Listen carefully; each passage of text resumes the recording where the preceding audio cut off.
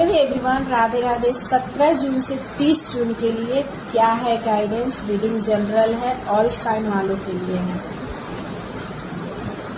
Okay, देखिए the moon की energy आया है तो कहीं न कहीं कोई ना कोई आप ट्रेवलिंग पे जा सकते हैं स्पाउस या सिबलिंग्स के साथ, या आप धार्मिक यात्रा पे जा सकते हैं। बट आपके लिए बताया जा रहा है कि आप अपनी माँ के साथ ज़रूर जाएं, और जो भी लाइजेस है वो अपने आप अनफोल्डेड होना शुरू हो जाएगा। कोई आपका सीक्रेट एजेंडा है, काफ़ी टाइम से रुका अटका हुआ है, वो पूरा हो सकता है। आप हायर एजुकेशन को प्राप्त कर सकते हैं, ऑनलाइन हो या ऑफलाइन हो, उसमें आपको सफलता मिल रहा है। और आपके लिए बताया जा रहा है कि आप अपने मन को कंट्रोल रखें और इंट्यूशन का सुनें। जितना ज़रूरी है आप उतना ही काम कीजिए।